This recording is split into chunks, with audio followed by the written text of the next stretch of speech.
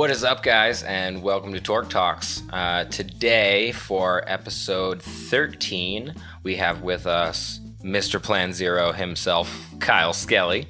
What's up? And so, let's just jump straight into it.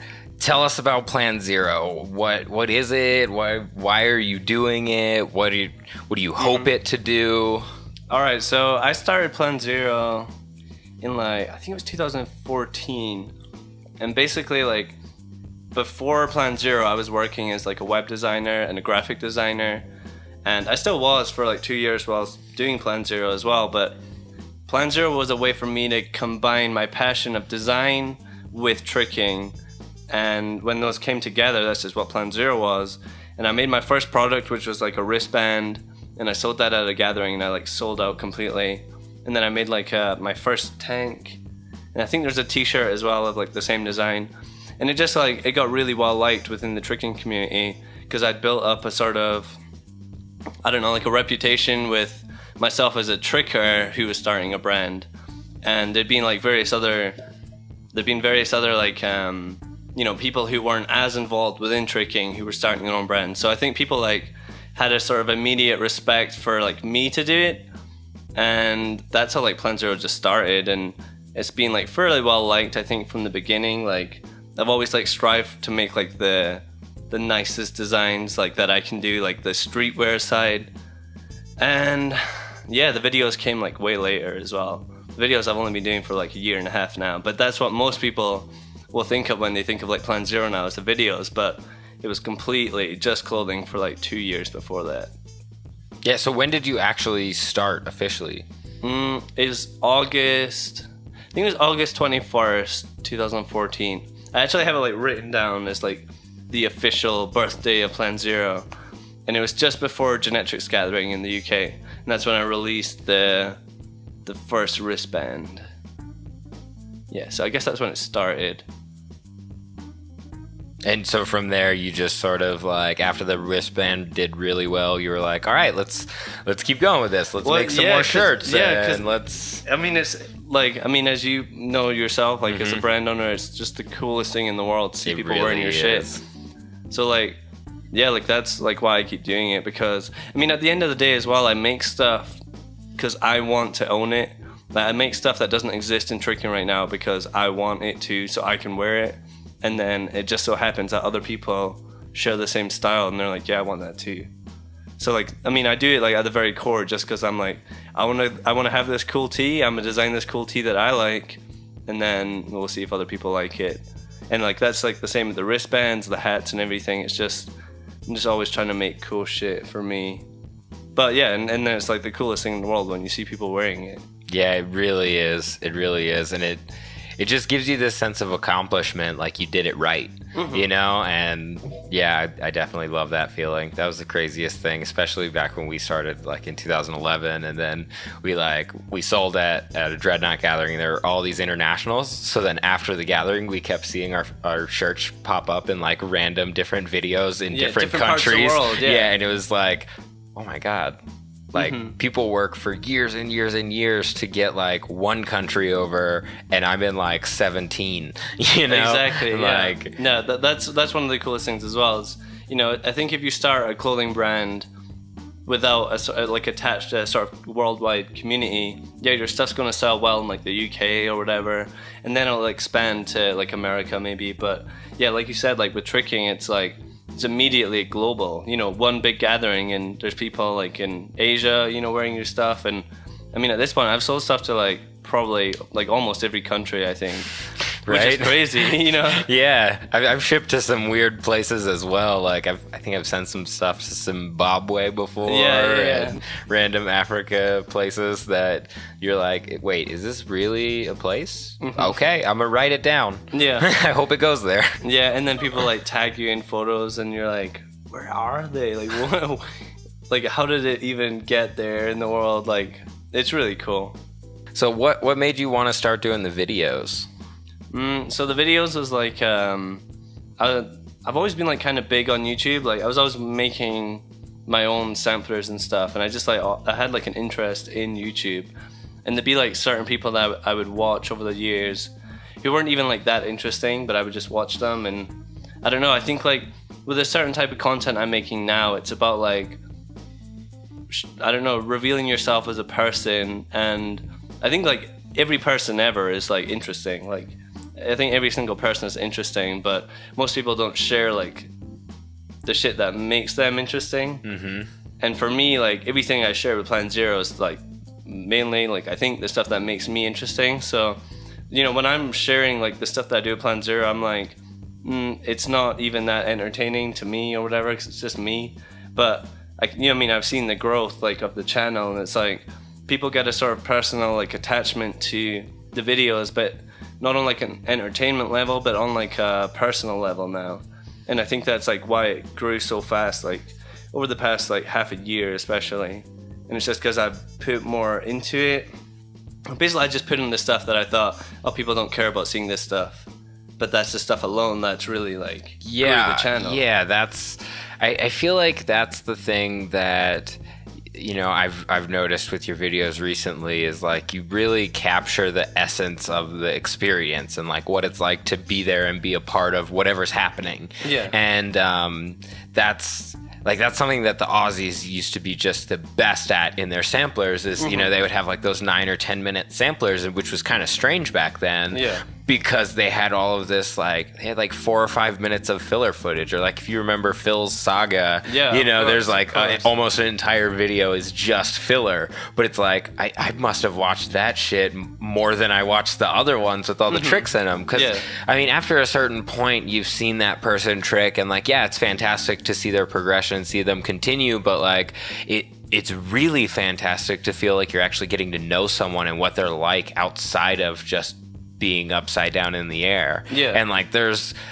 the part of tricking as well that, you know, I really gravitate towards, which is the connection and the community and like talking with people. And, you know, that's kind of why we started these Torque Talks, is to sort of bring that connection in more of a public way so that other people that necessarily don't get to go to gatherings, they can still get that experience of being a part of those conversations, or at least hearing what other people have to say about them and, you know, about tricking and what it's been like. And yeah, so I mean, you've had a pretty crazy ride with tricking over the years, you know, like you started in your backyard in Scotland, and you know, how long was it before you like trained with other people?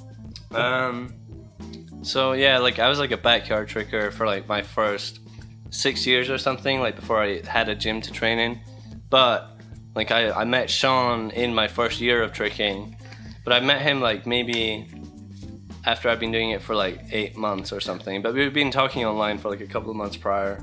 And like, I mean, at that point I wasn't even doing tricking. I was literally like doing flips. Like Sean was doing tricking. He was like part of TT, and he would like say, oh, tricking, blah, blah, blah. But for me, it was always just like, I don't know, I'm just doing flips. Like I thought tricking was kind of lame, actually. I'm like, why would you call it tricking? You know what I mean? Like you say tricking someone, they're like, what? But you say flips, you know, they know what they mean.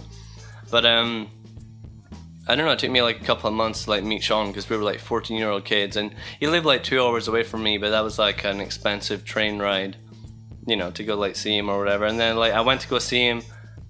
Actually, this must have been the first time I met Sean. And it was my first ever gym session, and it was actually in like February 2009. So we'd been talking online for like almost a year, I think. That's so crazy. Or like I don't know, half a year at least. And yeah, my first gym session was in 2009, and I don't know, it was cool because like we'd been talking online for so long, and I mean you can see like the chemistry that, you know, like we have, and like the whole garrison has. Like it was like that, you know, we were instantly like friends, and all these layers to like, you know, I mean, like friendships and jokes and stuff. So we got on pretty well. And then at that session there was a couple of other Scottish trickers, like K-Slash was there, I think, and TF Simon, which is like an old school tricker, and I met all those guys as well. And then like, yeah, they were all cool as well. Like, yeah, you know, it was like my first interaction to like, you know, when you meet trickers and you're already friends, but you know, because you're just the same person, you know what I mean? You're into the same shit. Yeah. So that was my first experience of like meeting other trickers and being like, oh yeah, you guys are like, you know, we're, you know, like what the type of friends I should have, and like, you know what I mean? I just haven't found yet or whatever. So it was like that. It was cool. That's so awesome. That's so awesome. And so when did you start traveling for gatherings? Because you said that was in what, like 2009 was really your sort of your first gym session? Yeah. Yeah, and then we actually met, I think it was what, 2011? Was that when ECG was? ECG. Yeah, no, actually it was the Dreadnought. Yeah, but 2011, but yeah, in 2011. So I started traveling. My first mini gathering was in 2009, and that was at like this tricker in Scotland, like his house, which wasn't too far from me, so it wasn't really like a proper gathering. But it's weird. It's actually when I met Devin for the first time. Oh, Ingram? Yeah, Devin was there. So he was like my first international tricker I ever met. That's awesome. And he was so American, because you know he is like. It's so funny to hear you guys call us international. Yeah. It's like a complete flip. But I just thought like, oh shit, like. It's so weird. Like I didn't even have any American friends or whatever at the time. I was like a young kid in Scotland, but then like this Devin guy who's like cool as fuck, and oh, he's amazing. And then I guess like my first international gathering after that was Giga Gathering 2010, which was a massive gathering. Oh really? So that's when you met Rudy. That's when I met. Was Rudy at the 2010 one? Yeah. You was? Well, that would have been when I met him for the first time. Yeah, that was in like October, right? Yeah, October. Yeah. Rudy went to that one. I remember that's like when I met almost everyone for the first time. Yeah, that was such a huge gathering. Like Alex Hunter and Velu and stuff. Yeah, there's so many people there. And like it was just as I was like really starting to get into tricking as well. And I remember I don't know, I felt like I proved myself as a tricker at that gathering as well, because they had like team battles, and each tricker was assigned like their own team or whatever, and there was like a team Kyle Skelly, there was a team Alt, and and team Velu, and I had like my own like team Kyle Skelly, and I was like, oh shit, like this is cool, like I feel like I'm doing something here. And yeah, that was pretty sick. That was the first experience of like an international gathering, and being like surrounded by like 400 other trickers, and just being like, oh shit, this is where it's at.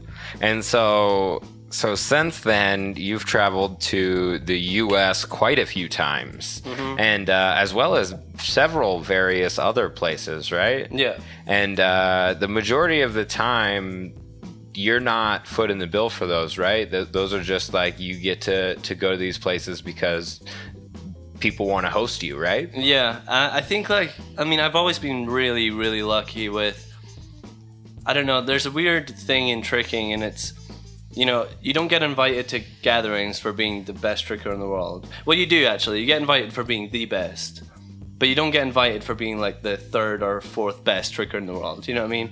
So it's like, I was lucky enough to get invited to some smaller gatherings. Like the first gathering I ever got invited into was Poland gathering, and that was really cool. I was like, holy shit, I've never been to Poland. These guys are flying me out. Like, I felt like a rock star on the plane. You know what I mean? I'm like I think I was like 16 or something, and I'm like, I'm not even paying for this. Like, it's so cool. And then after that, then I had my like America summer sampler or whatever. Like I was in America for a while, and then I like really started to level up, and then I got my first international invite was to ECG, I think.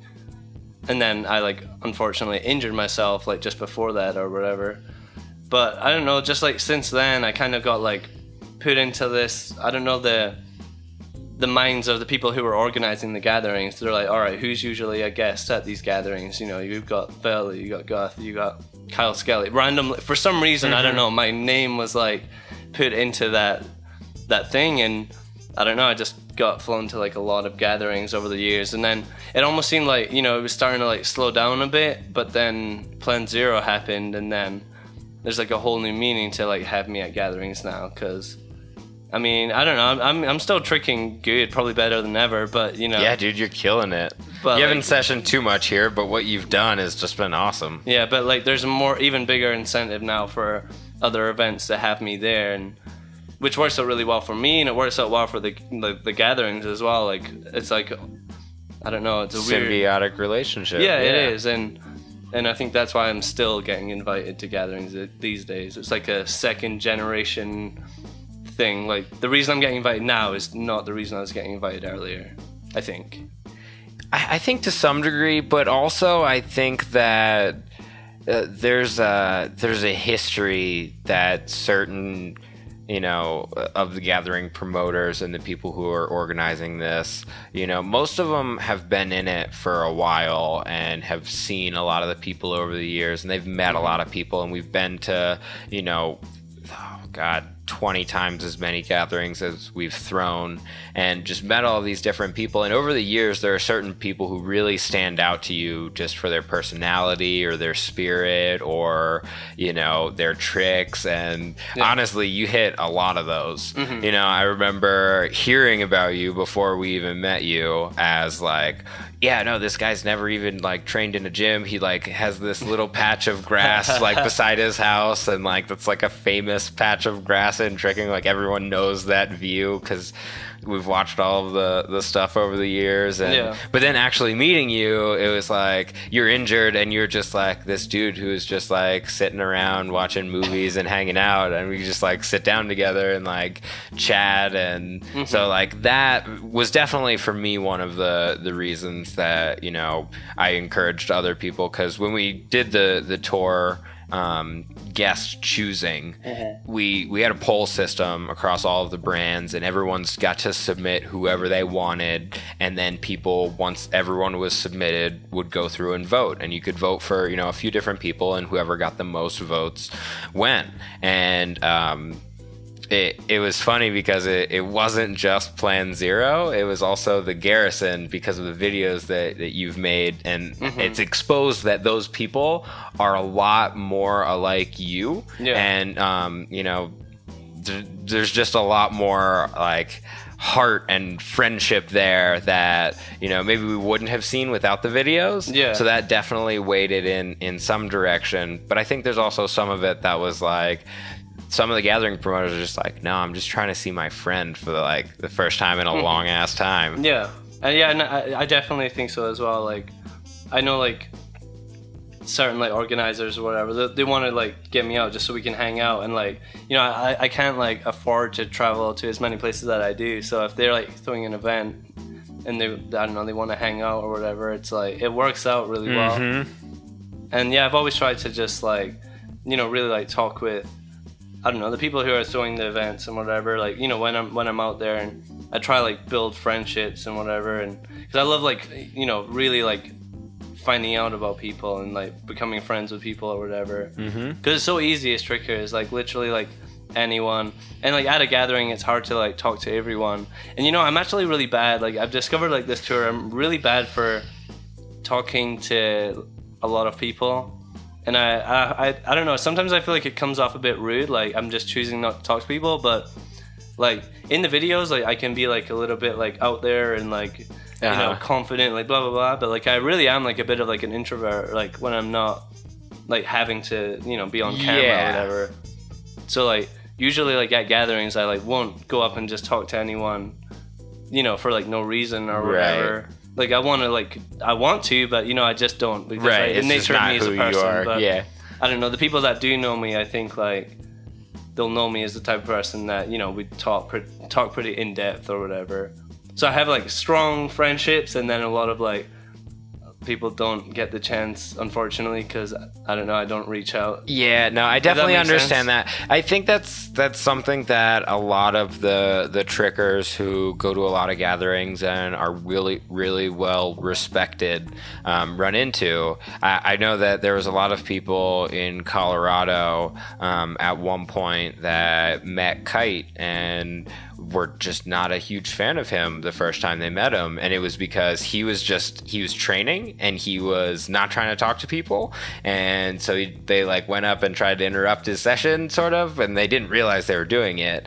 But then when he came out here to visit and everyone got to like sit down and hang out with him, everyone's minds completely changed. They're like, oh my god, when can we get this guy back out here?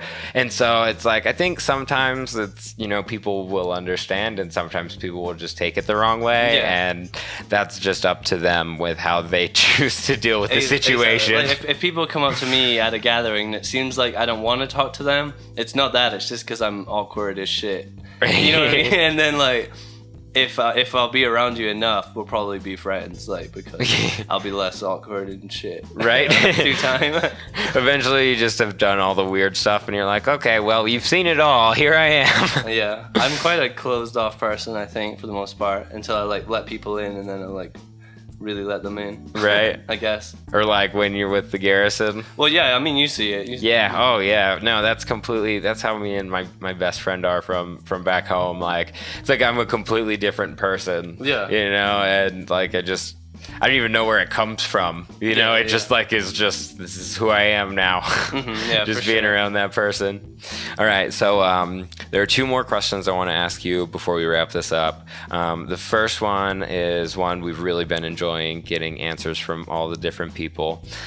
So if all trickers had the exact same skill level, so that could mean, you know, everyone's your same skill level now, or if you want, like everyone's the same level as Ilya, yourself included.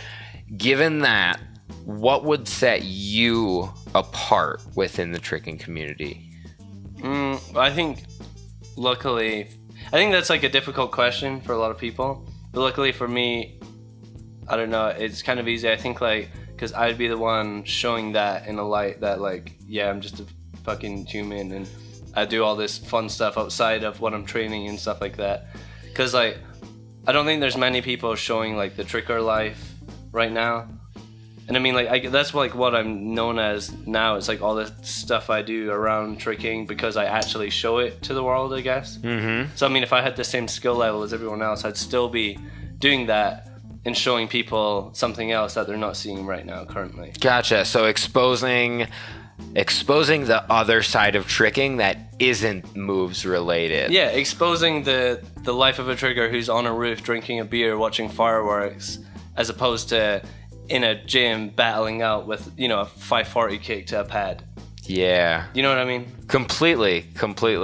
And honestly, you know, that's fantastic, because I think there are some trickers who are maybe just starting or maybe haven't gotten in the right community just yet that don't really know what that tricker life appeal is. Like, they don't really understand it, but maybe watching your videos helps to get them to see it in a different way of like, oh, maybe I should go to a gathering. Like, maybe the people in my hometown are dicks, but maybe there are some cool ones out there. And I mean, I always like apply it to like skating. Skating's cool because, for me anyway, like, skating's cool because of people like Bam Margera or whatever, doing cool shit that is just fun and they look like they're having a fun time, and then they're also like professional skateboarders or whatever.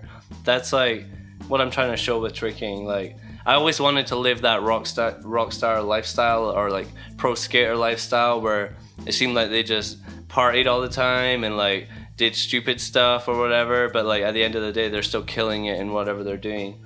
And I tried to show that side with tricking because it does exist. Oh, it does. There's like so many trickers out there living that lifestyle. Oh, so many. It's pretty much any gathering ever or any tour, but people aren't seeing it in that light. They're seeing like Red Bull kick it and stuff, which is still awesome. I think like that all plays a purpose for sure, but you know, there's a different side to it that I'm trying to get out there. That's more of the progression and skill level side that's being showcased in a lot of those battles and things. Yeah. Whereas these types of things are a bit more on the spirit side and like the back end, so to speak. I want people to start tricking because they see the cool life that tricking can bring.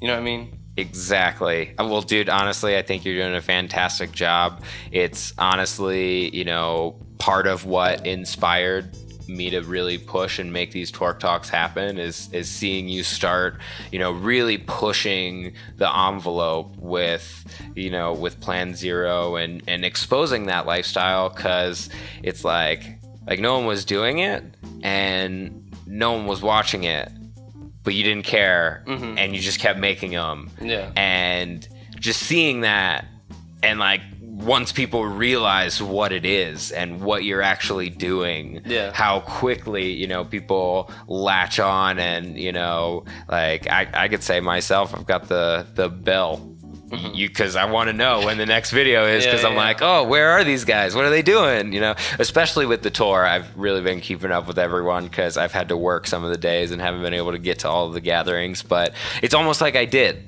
And like I could you're watching it and you're like, oh yeah, that's what well, and it was funny because even in Colorado, so like these guys are at my house and they're in my backyard and they're doing stuff and they're making videos, and I'm at work painting cars out in the hot sun, but then like right before my drive home or like right after I get home, I can like real quick watch yesterday's video and, you know, see like, oh, this is what they were up to yesterday, and like I can feel like I was a part of it, and that was a really cool experience for me, and I feel like other trickers can also just sort of live vicariously through you, and because you get to do a lot more than that's the goal. I always try, like, how can I engage with the viewer, so it feels like they're there. You know what I mean? I bring them into the environment of what we're doing, and then that's why kids these days watch so much YouTube. It's because too much of it is bad, because you can live your life through other people, of course. Yeah.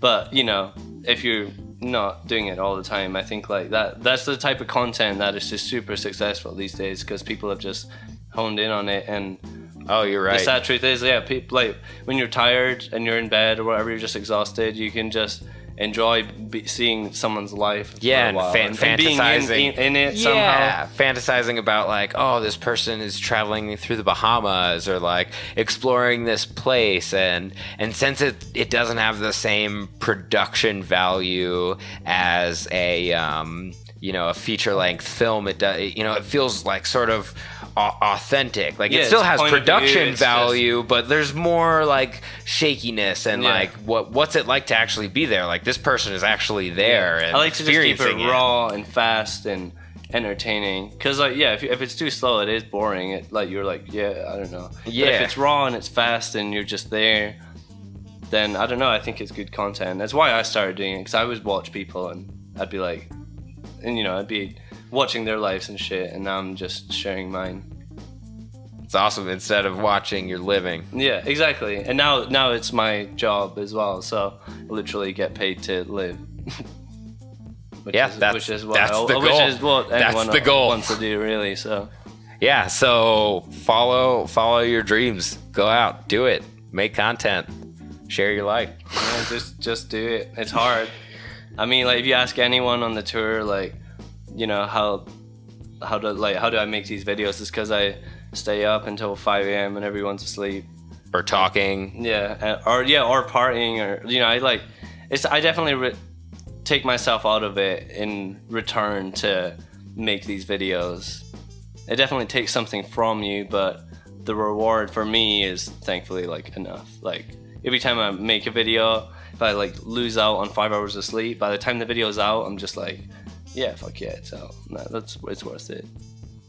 If you could make any improvements to the tour, what do you think they would be? Or like, what are some things that you might definitely keep the same? Yeah. Well, we talked about this the other night, actually, and the biggest thing for me would be a designated tour vehicle, like some kind of RV, or like a bus is cool, but like something where people could sit like facing each other or whatever around a table or some shit. You know what I mean? Because we can easily sit out on the porch and talk for 8 hours. Mm-hmm. It doesn't feel like, we're like, oh shit, we've been out here for all day. Yeah. So you don't need that much space. Imagine if you could do that in between that drive to Colorado. You would just be there. You know what I mean? It would just be doing what we'd be doing. So we need something like that eventually, but that's costly and whatever. Like, I know that. And the other biggest thing, I think, is just overall, people need to know about the tour. There needs to be a collective like Facebook page for the tour where they're sharing everyone else's content who's on the tour. Because I'm making videos, I'm posting photos. Sean's posting like 3 photos a day. Like, Ahmed's posting stuff, and a lot of it doesn't even make it to Facebook. It just makes it to Instagram, and you'll only see it if you're following one person on the tour. Right. But like, you could be following Sando and like the tour page because of that.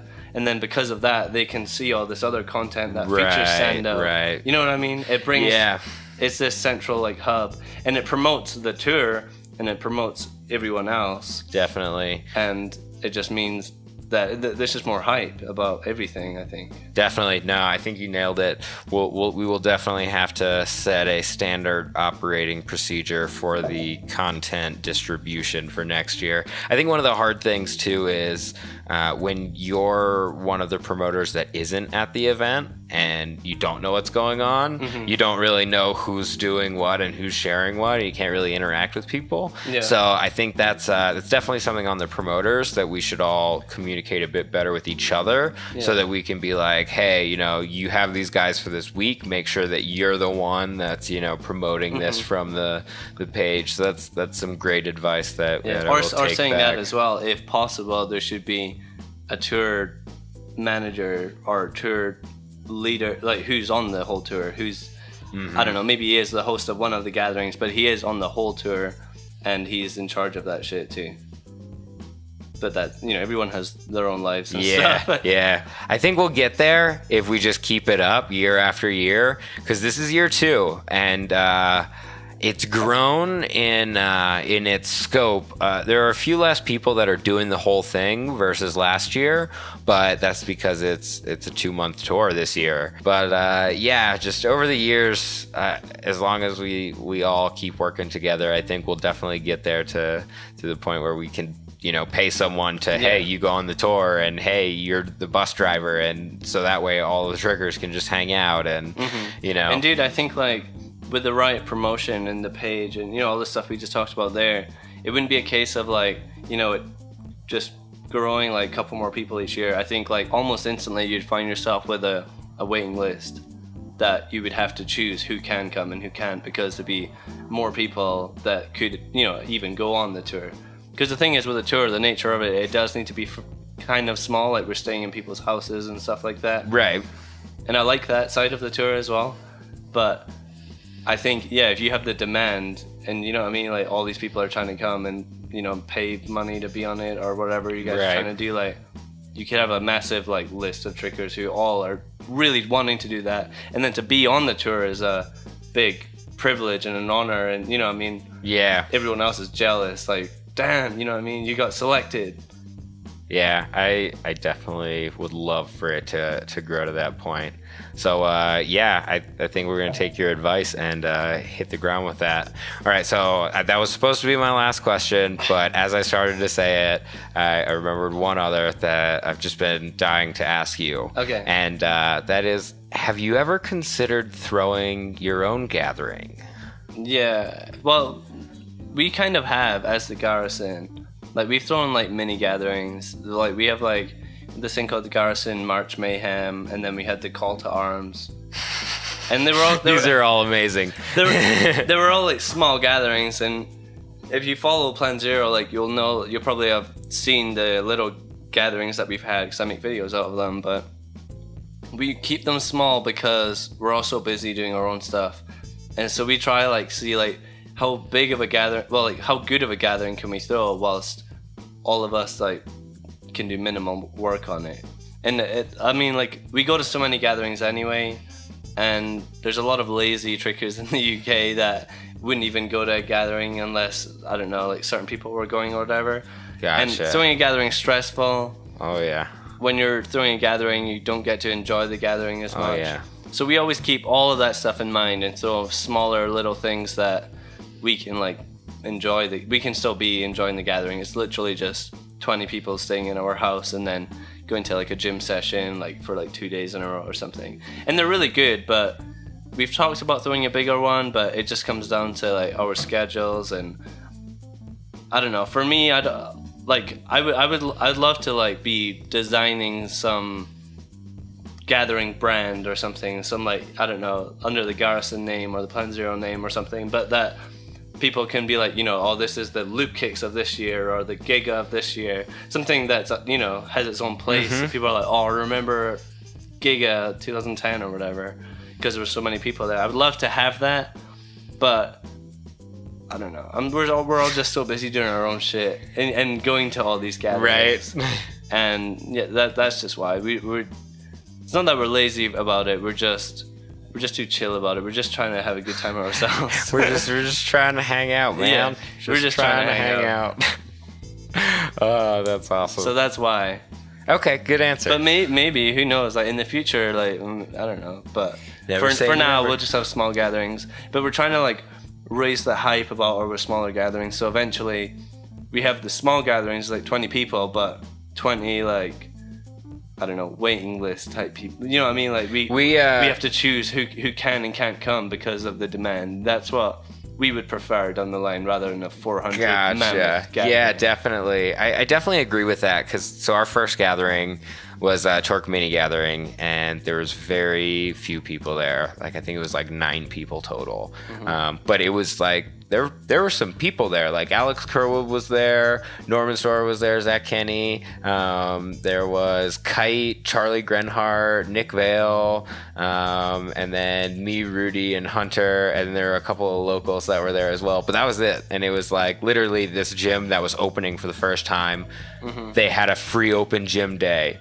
And we literally just like went into that. Like we talked to the gym owners a little bit before because we kind of knew them. Yeah. But we went into that and just like during the open gym with like other kids, we just like had our session, and then we had a Sunday session, and everyone slept at Hunter's house in his basement, and like it was so much fun. And then we made a sampler from it. You can actually check that on our YouTube, and people just started watching it, and then a ton of people who were like around us in the Virginia area started messaging us, and we're so mad that we didn't invite them because it looked like so much fun. Yeah. So then we had another one. We opened it up a little bit, but we still had a limit of how many people we could invite. Yeah. So I think the limit was like 45 people could be in the gym at one time because it was a relatively small gym.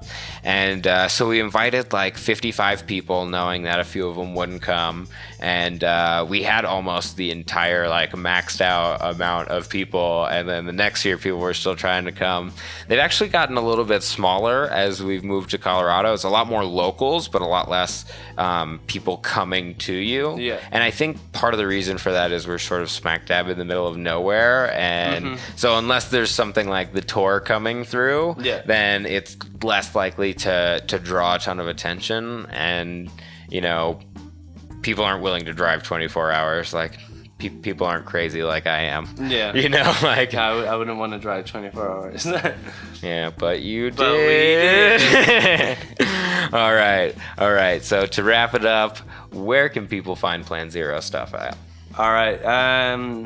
All over. I don't know. The YouTube is like youtube.com/Plan Zero clothing. But if you just search Plan Zero, I mean, it'll come up. And then use your Google. Yeah, Facebook. I don't know. We're on Facebook, Instagram. Although I mainly just use my personal Instagram, which is Kyle's Life, and that's like life spelled ALYF. Are you gonna put that on the?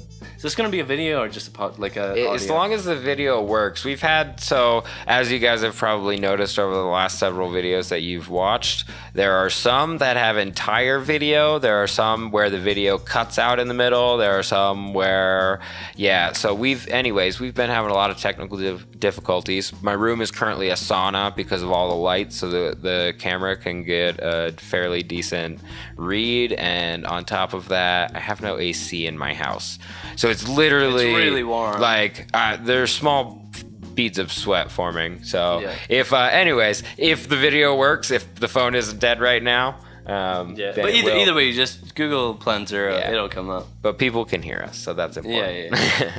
Just type it into Google. Get yourself a shirt. All right. And as always, guys, if you like this video or podcast, whichever it ends up being, go ahead and hit like and give us a subscribe, and also check out some of our other episodes. And if you guys want to see what Kyle was up to while he was on tour and out in Colorado, check out Plan Zero's YouTube, because who knows, you might want to come next year. Yeah, and you should. The tour is amazing. All right. Thanks, guys, and we will see you next time. All right, bye. Sweet. I hope it worked.